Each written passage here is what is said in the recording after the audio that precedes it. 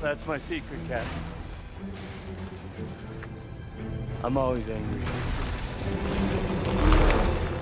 The Incredible Hulk is well known across the universe for having the reputation of being the strongest. He was a founding member of both the Avengers and the Defenders. He also has served as a member of the Fantastic Four, and has even been a part of the Illuminati at one point in his life, whom he ironically had waged war against a couple of years prior. Since rage makes the Hulk stronger, there is no upper limit to his potential power. He is able to repair himself via regenerative processes, and has engaged in combat with a number of gods. Despite this, there are certain opponents that even the Incredible Hulk has not been able to vanquish. Thus, keep watching this video to see the times when Hulk embarrassed himself and the Marvel Universe. Old Man Logan downright killed the Hulk. An awful future incarnation of the Hulk compels She-Hulk to have a whole brood of Hulk progeny in the dismal future from which Old Man Logan hails. Old Man Logan's family was slaughtered by a cannibalistic Hulk clan, which prompted Old Man Logan to seek vengeance on the Hulk. Although the Hulk had previously been successful in killing Wolverine on several occasions in the past, Old Man Logan was able to kill this version of the Hulk with a reasonable amount of ease. Hulk made the decision to devour Old Man Logan, which resulted in Old Man Logan ripping Hulk's organs to shreds before bursting through the creature's back and killing Hulk. Hulk has yet to take down Hyperion. Only a handful of fights have taken place between Hulk and Hyperion, who is from a different reality than Earth 616, the mainstream Marvel Universe. Both Hyperion and Hulk were members of the Avengers at the same time, and throughout that time together, the two were put in situations where they competed against one another. During the initial battle, Hyperion successfully transformed Hulk back into Bruce Banner by defeating him.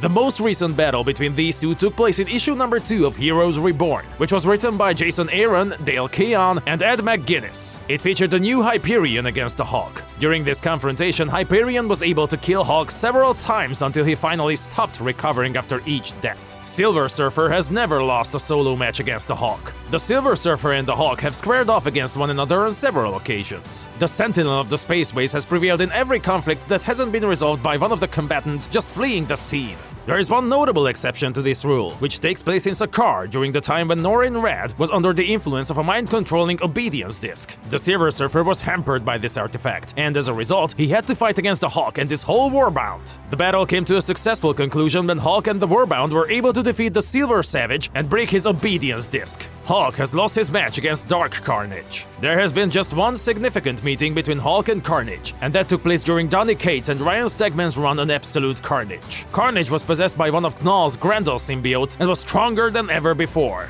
To be fair to the Hulk, he was under the power of the Venom symbiote throughout this encounter.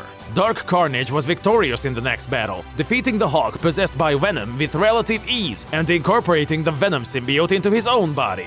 Ghost Rider fought Hulk to a stalemate. Considering how famous both characters have been throughout Marvel's history, there haven't been quite as many encounters between the Hulk and Ghost Rider as one would expect. In the comic book titled Immortal Hulk, written by Al Ewing and Joe Bennett, the Hulk faces up against Robbie Ray's version of Ghost Rider on 2 separate occasions, and easily defeats him on both times. Nevertheless, during the World War Hulk storyline, Daniel Way and Javier Salteris' Ghost Rider number 12 to 13 depicted Ghost Rider in a confrontation with the Hulk. At the time, Johnny Blaze was the Ghost Rider, and he engaged the Hulk in a combat that lasted a long time and was quite violent. Both sides were unsuccessful. The Zarathos entity that was formerly housed inside Ghost Rider took control and considered Hulk to be blameless in relation to this occurrence. As a result, Ghost Rider gave up on the battle despite there being no obvious victor. However, this seems to be a defeat for the Hulk since he was powerless to stop Zarathos or the Ghost Rider, and Zarathos had to make the decision on his own to leave the Hulk alone.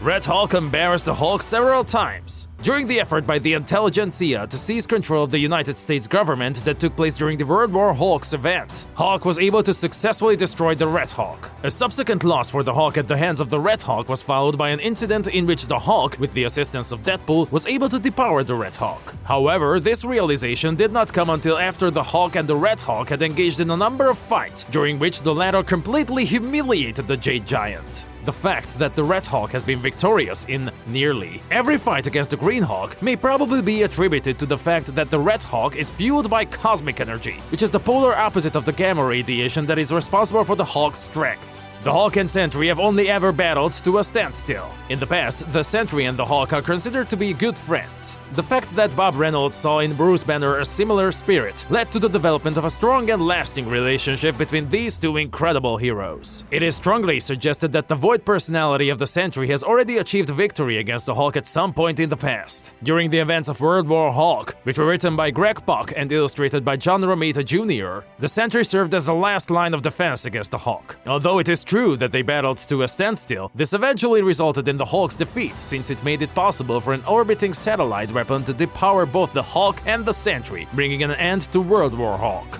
Thanos defeated the Hulk during multiple battles. The Hulk has battled against Thanos on several occasions, and each time the Hulk has come out on the losing end.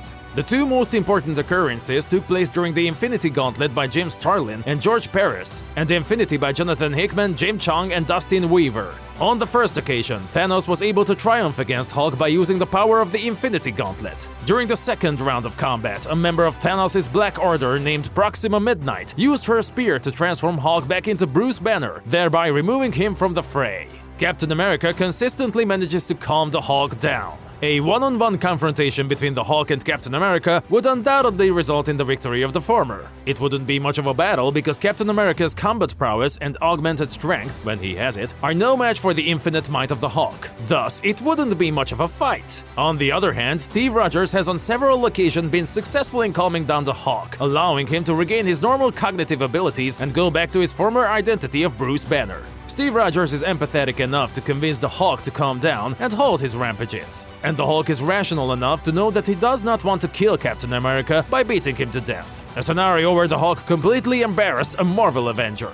The Blade is widely considered to be one of the deadliest heroes operating in the Marvel Universe. In the past, he has spent most of his time hunting and murdering vampires. Nevertheless, the Avengers have come to the conclusion that he has a great deal of potential as a hero. Because of this, Black Panther wanted him to join their ranks on a permanent basis, as they were aware of the potential soldier and weapon that he might be out on the field. Sadly, during the battle between the Avengers and the Hulk that took place in issue number 47 of the Immortal Hulk, the Daywalkers suffered a humiliating defeat. Since Marv Wolfman and Gene Colan first conceived Blade in the 1970s, his sprite has remained virtually unchanged. This is primarily due to the fact that the Blade was developed by the two of them.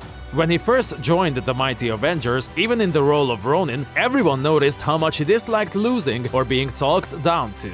And this characteristic remained with him even after he moved inside Avengers Mountain. Ronin was the first member of the Mighty Avengers to move into Avengers Mountain. Even while he may have given vampires bad dreams for years, all of it is completely irrelevant now that Blade is pitted against a revived version of the Hawk. In his most powerful form yet, Green Goliath has little trouble taking on the Avengers in Manhattan. And with all of that might, he throws Blade far away from the battleground in a moment that is both embarrassing and humiliating. After Blade said that Hulk had vampire blood in him due to the fact that Hulk can only walk at night and that he rises from the dead, Hulk retaliated by attacking Blade.